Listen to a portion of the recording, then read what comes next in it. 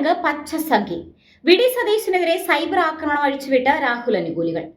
ലൈംഗിക അതിക്രമ ആരോപണത്തെ തുടർന്ന് യൂത്ത് കോൺഗ്രസ് പ്രസിഡന്റ് സ്ഥാനം രാജിവെക്കേണ്ടി വന്ന രാഹുൽ മാങ്കൂട്ടത്തിലിനെ അനുകൂലിച്ചും പ്രതിപക്ഷ നേതാവ് വി.ഡി. സതീശനെ എതിർത്തുമുള്ള സൈബർ പോര് രൂക്ഷമാകുന്നു. മുൻകാലങ്ങളിൽ കോൺഗ്രസിലുണ്ടായിരുന്ന ഗ്രൂപ്പ് പോരിനെ കടത്തിവെട്ടുന്ന തരത്തിലാണ് ഇപ്പോഴത്തെ സൈബർ പോര് നടക്കുന്നത്. പ്രതിപക്ഷ നേതാവ് വി.ഡി. സതീശനെ പച്ചസംഖ്യയെന്നും പിണറായി വിജയന്റെ ചങ്കെന്നും ഉമ്മൻചാണ്ടിയുടെ തുടർഭരണം ഇല്ലാതാക്കിയ വ്യക്തിയെന്നും ആരോപിക്കുന്ന പോസ്റ്റുകൾ പലപ്പോഴും സഭ്യതയുടെ അതിർവരമ്പുകൾ ലംഘിക്കുന്നതാണ്.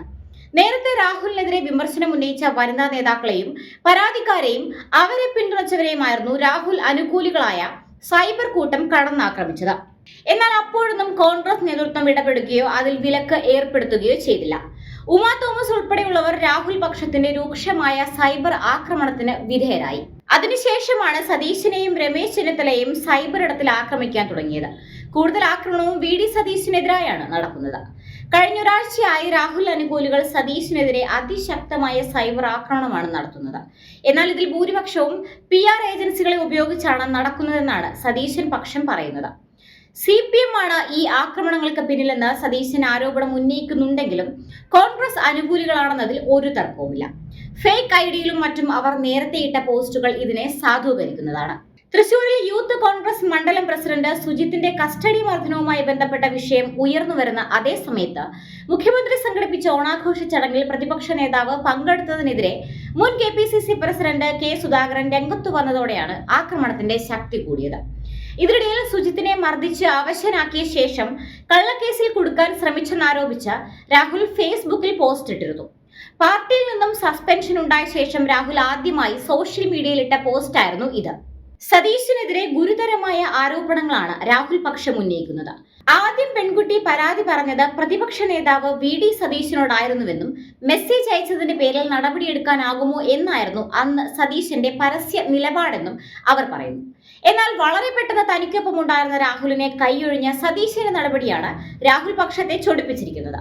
തനിക്ക് വിശുദ്ധനാകാൻ സതീശൻ രാഹുലിനെ ഒറ്റുകൊടുത്തു.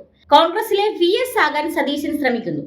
സതീശന് രാഹുലിനോടോ ഇപ്പോൾ എടുക്കുന്ന നിലപാടിനോടോ ആത്മാർത്ഥത ഉണ്ടായിരുന്നുവെങ്കിൽ ആദ്യം പരാതി അറിഞ്ഞപ്പോൾ തന്നെ അതിലിടപെട്ട രാഹുലിനോട് സംസാരിക്കുമായിരുന്നില്ലേ? അപ്പോഴൊന്നും മിണ്ടാതിരുന്നിട്ട് തനിക്ക് ഗോളടിക്കാൻ അവസരം കിട്ടിയപ്പോൾ ഒപ്പം നിന്നയാളെ ചതിക്കുകയാണ് ചെയ്തത്.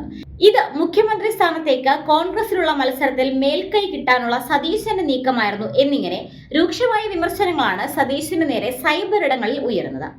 രാഹുലിനെ ചതിച്ചത് സതീശനാണെന്നും സതീശൻ മന്ത്രിയാകില്ലെന്നും പറയുന്ന ഒരു കമന്റിൽ ഷാഫിയുടെയും രാഹുലിന്റെയും വിയർപ്പിന്റെ ഫലമായാണ് സതീശൻ ഞെളിഞ്ഞു നിൽക്കുന്നതെന്നും വിമർശിക്കുന്നുണ്ട്.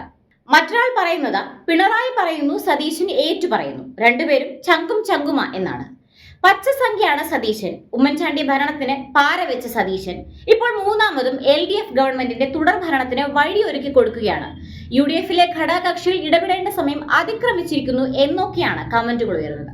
കാര്യങ്ങൾ ഇങ്ങനെയൊക്കെയാണെങ്കിലും ബീഹാർ BD വിവാദത്തിൽപ്പെട്ട കോൺഗ്രസ് സൈബർ വിഭാഗം ഇക്കാര്യത്തിൽ പ്രതികരിക്കാൻ ഇതുവരെ തയ്യാറായിട്ടില്ല. സതീശനെതിരെ നടക്കുന്ന ആക്രമണത്തിൽ KPCC നേതൃത്വവും തികഞ്ഞ മൗനത്തിലാണ്.